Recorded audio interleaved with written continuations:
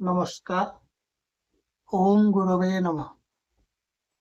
आज आम भगवान जगन्नाथंकर मानवीय लीला संपर्कित किसी आलोचना करबा।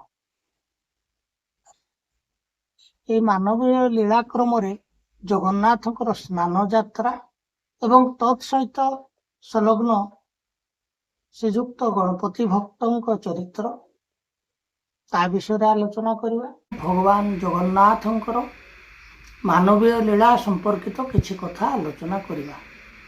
भगवान जगन्नाथंकर लीला संपर्क वर्णना करबा सहस्र शेषनाग और सरस्वती पश्य नहे।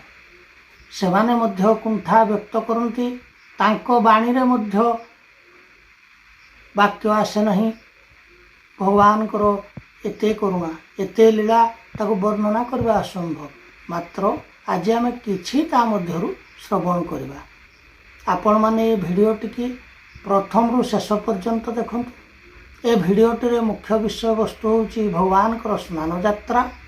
स्नान यात्रा रे 108 गोरा पानी गाधे भगवान को ज्वर हुए। से पानी कोठु आसे जानिछंती? से पानी आसे भगवान कर श्रीमंदिर रे थिबा सुना नामक एक कूଅ।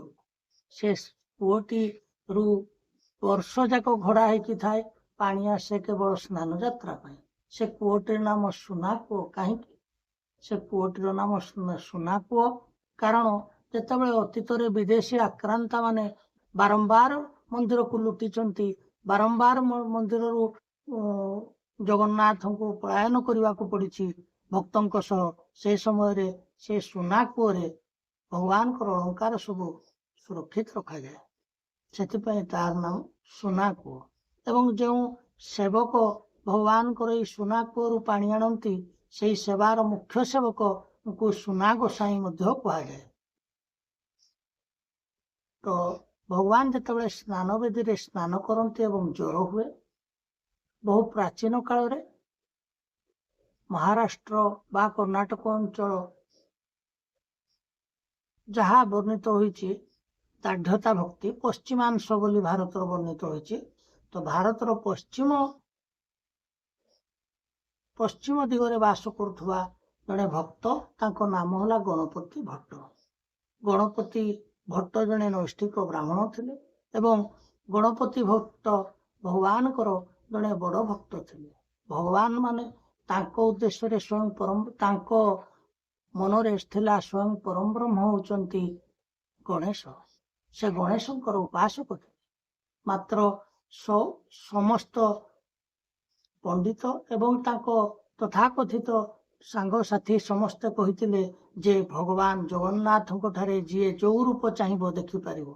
भगवान जगन्नाथ होचंती सर्वव्यापी सर्वात्मा।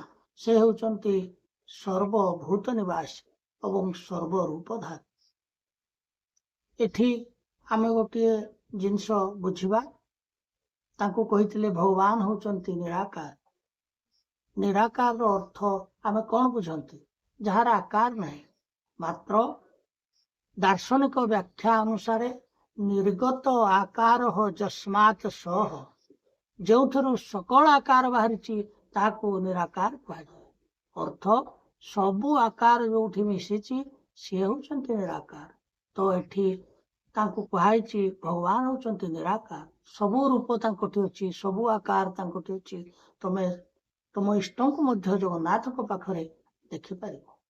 यह शुणी गणपति भट्ट उल्लसित हो जाइछंती एवं कौतूहलवशत से तांको सांगसाथी को नहीं भगवान को दर्शन पाई आछंती।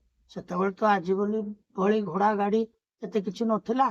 से चाली चाली आछंती। दीर्घ समय पर से आसी पहुंची स्नान पूर्णिमा पूर्व दिन से पुरी रे रहिछंती। से दिन से तांको जो सांगसाथी आसीथिले समस्त को कहिछंती आपण माने आज दर्शन कर दियंतु, मु काली दर्शन करिबी। ता सांगसाथी सब दर्शन करी जाइछंती एवं ता कहिछंती भगवान को दर्शन तुम आज करि पारलनी। भगवान को दर्शन बहुत अद्भुत। भगवान बहुत अद्भुत। हमको बहुत शांति मिलला। आज तुम दर्शन करि पारलनी। काली होची भगवान को स्नान पूर्णिमा। से स्नान मंडप रे स्नान करिवे सर्वसम्मुख। तो गणपति भट्ट राति रे से कथा भाभी भाभी तांको निद होइनी। निद चाहे चाहे ଭାଙ୍ଗି ଯାଉଛି, କାହିଁକିନା ତାଙ୍କ ମନରେ ଉତ୍କଣ୍ଠା ରହିଛି ଭଗବାନଙ୍କୁ ଦର୍ଶନ କରିବେ। ଭଗବାନଙ୍କୁ ଦର୍ଶନର ଉତ୍କଣ୍ଠା ସହ ସେ ରାତ୍ରିକି ଆଉ ଯାପନ କରୁଛନ୍ତି। ତାପରେ ସକାଳ ହେଇଛି, ଶୁଭ ବେଳ ଆସିଛି, ଭଗବାନ ପହଣ୍ଡି କରି କରି ଆସୁଛନ୍ତି। ଆପଣ କେବେ ଲକ୍ଷ୍ୟ କରୁଛନ୍ତି ଭଗବାନଙ୍କର ପହଣ୍ଡି ଦୃଶ୍ୟ ଦେଖିଲା ବେଳେ ଲାଗେ ସତେ କି ଗୋଟେ ଗଜ, ମତ୍ତ ଗଜ ଚାଲି ଆସୁଛି। ସେ ଗଜ ଗାମିନୀ ଠାଣିରେ ଝୁଲି ଝୁଲି ଝୁଲି ଝୁଲି ପହଣ୍ଡ ପକେଇ ଭଗବାନ ଆସୁଛନ୍ତି ସ୍ନାନ ବେଦୀ। ଏ ଦୃଶ୍ୟ ଦେଖିଛନ୍ତି ଗଣପତି ଭଟ୍ଟ। ତଥାପି ତାଙ୍କ ମନ ଆନ୍ଦୋଳିତ ହେଇନାହିଁ। ଭଗବାନ ଗାଧଉଛନ୍ତି, ପାଣି ଢଳା ହଉଛି, ତାଙ୍କୁ ଏସବୁ ସ୍ୱାଭାବିକ ଲାଗୁଛି।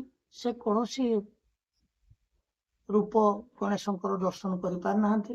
ମନ ଭାରି ଦୁଃଖ ରହିଛି, ନତକିନା ବସି ପଡିଛନ୍ତି।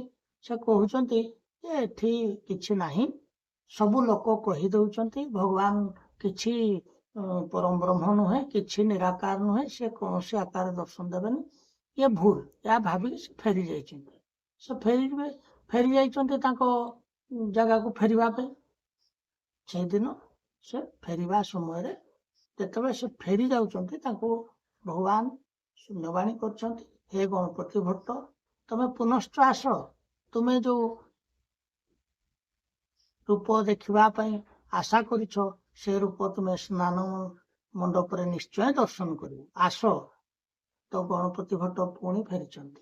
ଭଗବାନ ଜଗନ୍ନାଥ ହେଲେ ଭକ୍ତ ବାଞ୍ଛା କଳ୍ପତରୁ, ସେ ସବୁ ଭକ୍ତଙ୍କର ବାଞ୍ଛା ପୂରଣ କରନ୍ତି। ଗଣପତି ଭଟ୍ଟ ଫେରିଯିବା ବେଳେ ଜଗନ୍ନାଥଙ୍କ କଥା ଶୁଣି ଫେରିଛନ୍ତି ଏବଂ ଆଶ୍ଚର୍ଯ୍ୟ, ଜଗନ୍ନାଥ, ବଳଭଦ୍ର, ସୁଭଦ୍ରା ତାଙ୍କୁ ଗଜାନନ ବେଶରେ ଦର୍ଶନ ଦେଇଛନ୍ତି।